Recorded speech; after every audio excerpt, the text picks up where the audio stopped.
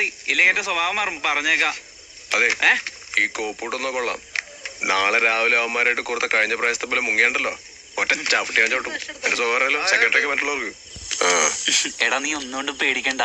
രണാങ്കണത്തിൽ തളരാത്ത പോരാളിയായി അവസാന ശ്വാസം വരെ മുന്നിൽ നിന്ന് പടനയിക്കാൻ ഈ ഞാനുണ്ടാവും.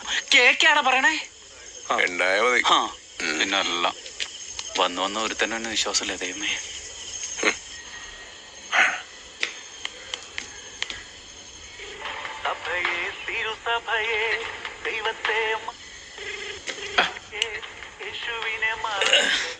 ഏത് ചെകുത്താന്റെ സന്തതിയാണോ ഈ സമയത്ത് വിളിക്കുന്നത്?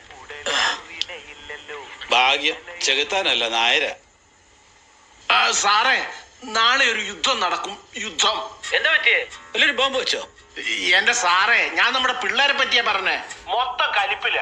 കാര്യങ്ങളൊന്നും ഇവിടെ അത്ര പെർഫെക്റ്റ് അല്ല. ഇവിടെ പെർഫെക്റ്റ് അല്ലാത്തോണ്ടാണല്ലോ തന്നെ അവിടെ നിർത്തിയിരിക്കുന്നത്. ഇത് ഞാൻ വിചാരിച്ചാലൊന്നും നിൽക്കുമെന്ന് തോന്നുന്നില്ല. ഒരു ബറ്റാലിയൻ ഫോഴ്സിനെങ്കിലും ഇറക്കേണ്ടി വരും. മിലിറ്ററി നായരെ, താൻ നിൽക്കുന്ന സിയാച്ചന്റെ മലമുകളിലൊന്നും അല്ല, ആർട്സ് കോളേജിന്റെ ക്യാമ്പസിലാ. പിള്ളേർ അലമ്പ് കാണിച്ച് രണ്ടെണ്ണം കൊടുത്ത് അകത്ത് കയറ്റി നിർത്തണം. ചുമ്മാ മനുഷ്യനെ മെനക്കെടുത്താനായിട്ട് താൻ വെച്ചിട്ട് പോയേ. ഇയാളെന്ത് മനുഷ്യനാ? ഒന്ന് ഞെട്ടെങ്കിലും ചെയ്യണ്ടേ? ഛേ,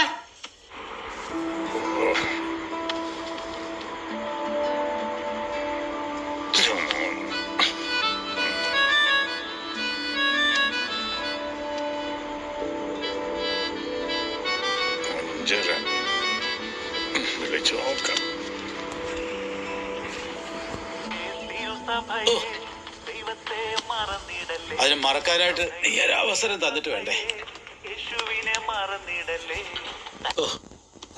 തന്നെ ഒന്ന് കാണണല്ലോ സാറേ. എന്തിനാണോ? പാതിരാത്രിക്ക് തൊഴാനാണോ? എടോ, മണി ഇപ്പൊ എത്രയായിന്ന് അറിയാവോ? 5:30.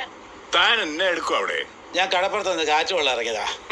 എന്റെ കരുണ, തനിക്ക് കാണണമെങ്കിൽ രാവിലെ ഓഫീസിൽ വന്ന് കണ്ടാ പോരെ? ഇതൊരു മനുഷ്യനെ ബുദ്ധിമുട്ടിക്കാനായിട്ട് പാതിരാത്രി വിളിച്ച് കിന്നാരം പറയാ. ഫോൺ വെച്ചിട്ട് പോയേ. പോ. എടോ,